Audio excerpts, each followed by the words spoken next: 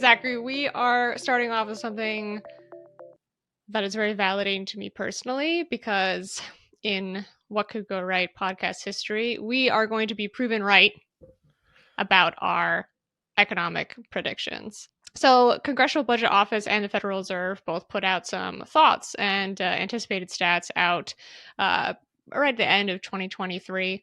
Looking forward to 2024 at the time. Now we're in 2024, and the good news is they think that we are probably going to avoid a recession, that we are going to have that mythical soft landing. Inflation has been much better behaved in the second half of the year. Headline inflation is down to 3.1% in November from 9.1% in June of last year. Core prices rose last month 0.3% from October. That's a 3.5% annualized rate. Is inflation vanquished?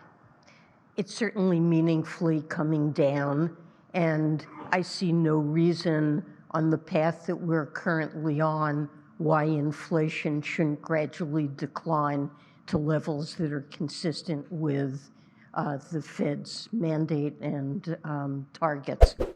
The Congressional Budget Office projects the economy will grow 1.5% in 2024, smaller than they originally thought. That's going to bounce back to 2.5% growth in 2025. Inflation hopefully going down to 2.1%. They think that the unemployment numbers are going to rise. So 2023, they're at 3.7%. They think they're going to go to 4.4. Fed's a little bit more optimistic. They think they're going to go to 4.1. But altogether, that's painting a picture that is rosier than what most people were describing 6 months ago, except for us. So go us. So the weird thing about recessions is they don't get called until usually well after they're over and done by, and they're called by the National Bureau of Economic Research, called as in when are things determined to have been a recession.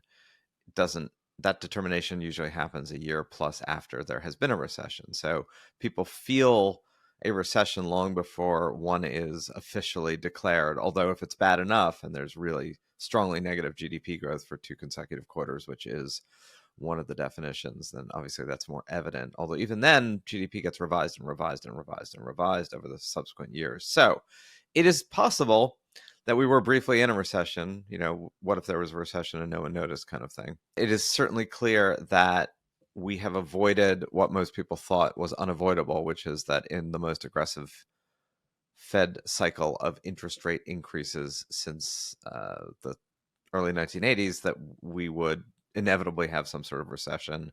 Unemployment would go up, wage growth would go down.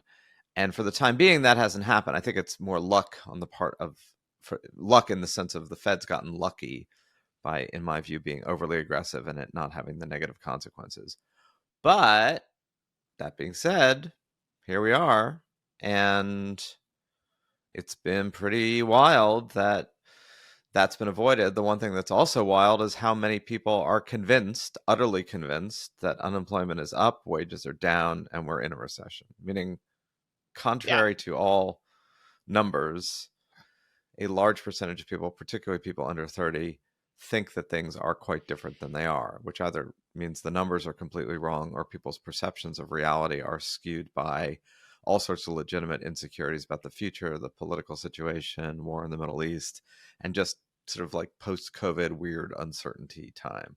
Personally, I'm in the camp that thinks that that's mostly from inflation, that people are looking around still and are having sticker shock and are just kind of waiting for prices to go down. I think if prices go down, people will feel better generally about the economy. But certainly, I heard on the radio the other day in the States, someone was like, there are so many people looking for jobs right now. And I was like, someone did not tell this lady that. I mean, I'm sure there are people looking for jobs, but someone has not told her that the employment rate is super low, particularly for historically the neediest people in the US. So yeah, and part of the problem is lessening inflation doesn't actually mean the prices are going down. It just means that the rate at which they're going up is going down. And that's going to be a problem in 2024.